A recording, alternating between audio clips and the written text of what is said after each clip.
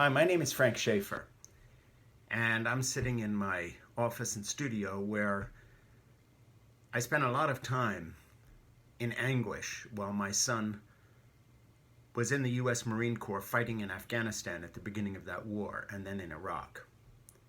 I had a bumper sticker on my car at that time, "My son is a U.S. Marine."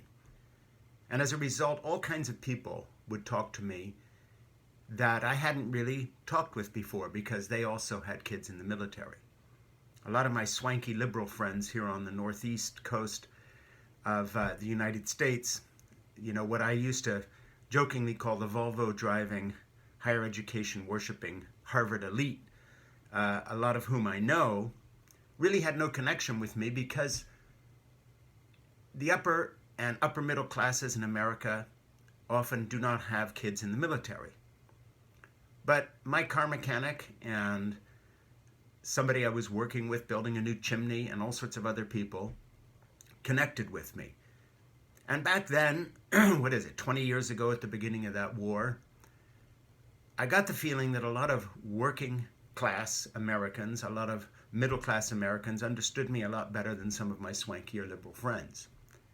But that has changed in the sense that a lot of the folks who vote for Republican candidates also come from what you might call the middle and lower middle class, the working class of America. And back then, I figured them for being the patriotic, flag-waving group of people who would support my son as a Marine, whether they agreed with the war or not. A lot of them did not think we should be in Iraq or even Afghanistan, but there was a patriotic thread running through the working American classes that a lot of liberals seem to have forgotten. How that has changed.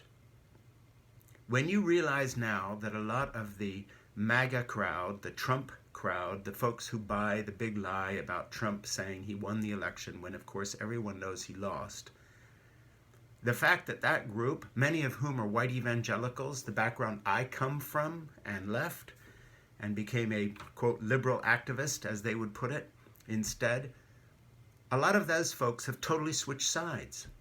It's shocking to see Republican leaders inciting violence against the FBI and the IRS, against election worker volunteers in your local primary school gymnasium that's set up for elections, these kind of regular folks, all because they're trying to hang on to this idea that somehow Trump won the election, and also turning against the U.S. government.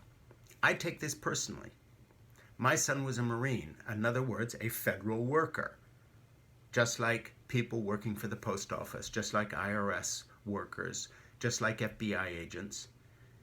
The federal government is not my enemy. My son was part of it. Okay, he was part of the spear, the sharp end of the spear point of U.S. foreign policy as a Marine, but he was part of it.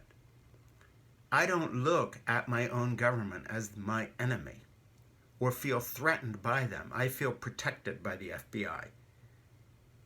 I feel protected by the IRS collecting taxes to pay for the roads I use, to help pay for the school my grandchildren go to help train my son so he survived being sent to a war that I didn't agree with, but he was part of an amazing military force of well-trained people in the U.S. Marine Corps. I just turned 70, and so I was around during the Vietnam era, and I did not support the Vietnam War. Even as a conservative in those days, I had questions about that coming from my evangelical background. But I can remember resenting Jane Fonda and the people who seemed to be siding with our enemies. And that always seemed to be the Achilles heel, the weak point of the left. This inability to distinguish between the soldiers doing the job the politicians sent them to do, agree or disagree, and the people themselves. And I can remember people chanting "baby killer" to soldiers coming back from Vietnam and ostracizing them, and this terrible return of the vets that still embitters a whole generation of men who fought and served when a lot of people like Donald Trump claimed bone spurs or went to Canada or ducked the draft. And that was always the disease of the left, a kind of a lack of patriotism. But how that has changed. It is right-wing Republican leaders now not so subtly calling for violence against the FBI.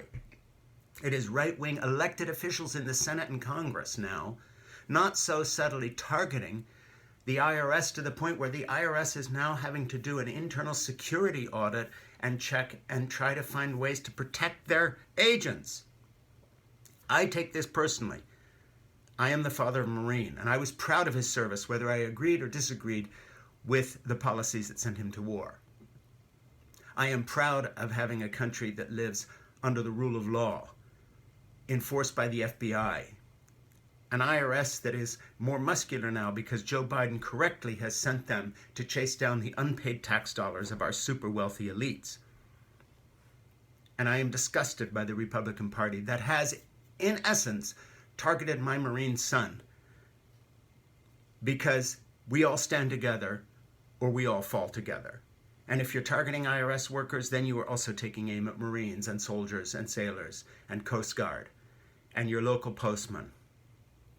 If you're targeting FBI agents, you are targeting my son, the Marine, because we all stand or fall together. The U.S. government is not our enemy. The left needed to learn that after Vietnam, to separate the soldiers who were doing the job and policies they disagreed with. And it was a disease of the left that they didn't do that during their protests often. And now that disease has infected the right. The Republican Party is the party of anarchy. It is an anti-government, unpatriotic party targeting individual women and men and trans people and others who work for the government as if somehow we can target them to take out our policy grievances. And this comes from Donald Trump and his con artist approach to government that seeks to make a scandal out of, for instance, the FBI going through his personal effects because he's taken documents with him, and uses that for fundraising purposes that have nothing to do with politics anyway. It is disgusting that the right wing now finds itself painting targets on the back of perfectly innocent individuals who work for our government agencies. And as the father of a Marine, my message to you is, go to hell. I'm an American.